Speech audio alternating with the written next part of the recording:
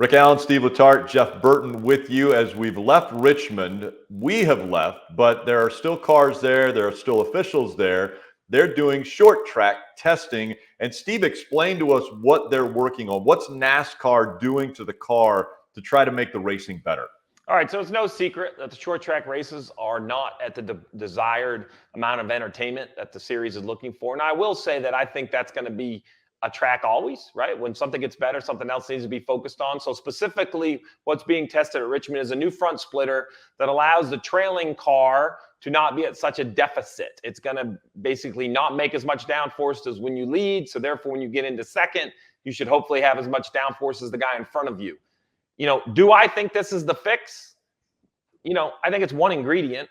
I think downforce is important, but I think short track racing is complicated. There's a lot of conversation about tires and shifting and braking and all of these things, but I can make an argument by why none of those matter individually, right? It's this collaboration we need to find. Jeff, I think the thing we can all agree on is that race at Richmond, while it had a strategy and it had stories and the fast cars did get to the front, I'm not sure that's the short track racing the NASCAR fan expects. And I think it's fair to say that NASCAR wants to deliver a more expected style of racing when you go to the shorter racetracks. Yeah. I mean, we've had really good racing. Like the mile and a halves have been spectacular.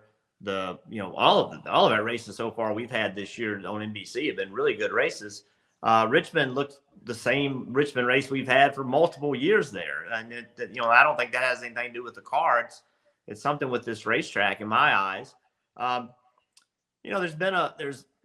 years, and this is not a new conversation, but for years we've been talking about the aerodynamic disadvantage to a guy that's behind the people in front, and how can we help fix that?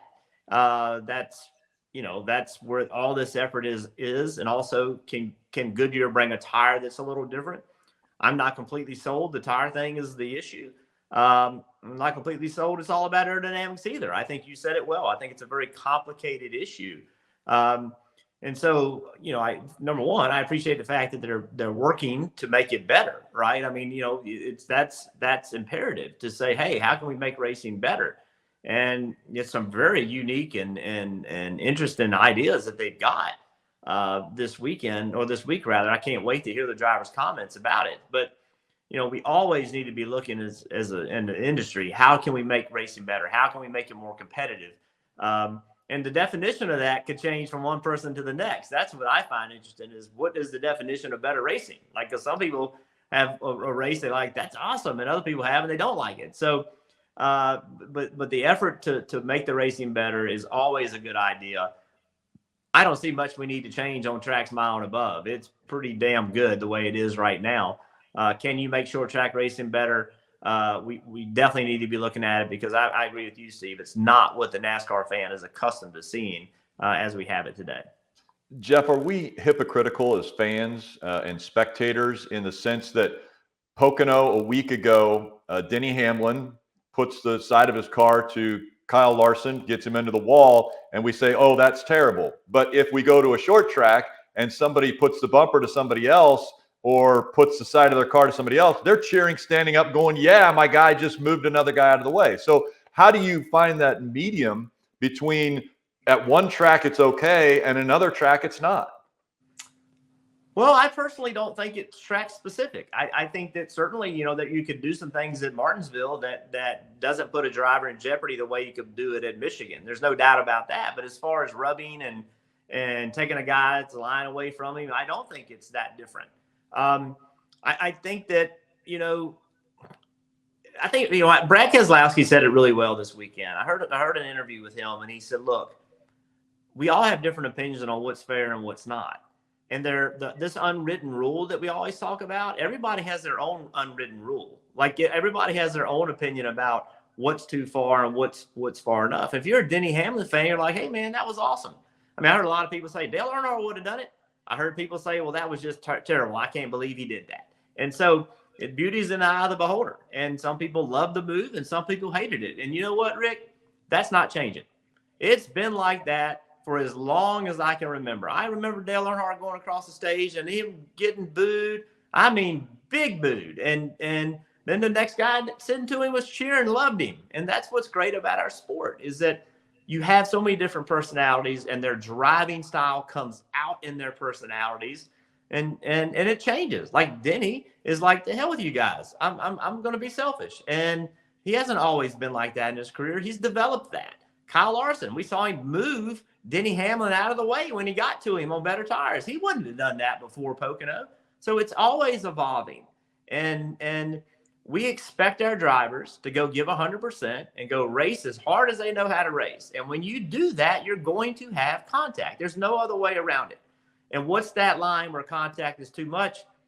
Again, everybody has a different opinion about that. So, Jeff, I'm going to take the split decision and circle it right back to the original question of the short track testing and does it need to be better. We went to Pocono and the place was unbelievably packed. I mean, full. Not a seat open, not a camping spot open. I mean, traffic horrendous, and I loved it. There were that many people there, right? That's what you're looking for. We went to Richmond. It wasn't full.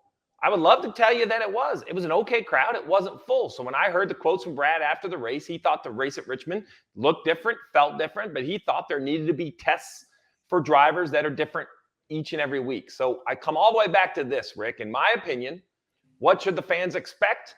Well, I think the fans have the ability to vote with their dollars. Where do they want to go? Where do they want to buy tickets? Where do they want to watch?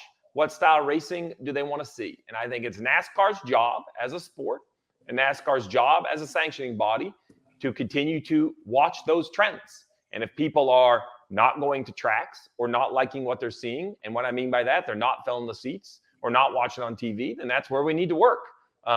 Because to Jeff's point, beauty is in the eye of the beholder. And just because I like the race and Jeff liked the race, if the fans aren't full, that's an issue because this sport serves the fans. That's it. I love to say it serves us or the drivers or even the sponsors, but it serves the fans first. And if we serve the fans first, a lot of those other issues kind of take care of themselves. And I think the best way a fan can vote is by buying a ticket. If you love a race, buy a ticket, go attend, and prove to us that that's where we need to be. And we are seeing that, Jeff, at tracks, right? Some tracks are out of control, full. They feel like 15 years ago. It's electric. And other tracks haven't reached that moment yet. And I think that forces both the track, the rules, everybody involved. Why is that? And I think that's what we always have to strive for, regardless of what it takes. Hi, I'm Parker Kligerman. For more access like this from Pit Road, be sure to click and subscribe to the Motorsports on NBC YouTube channel.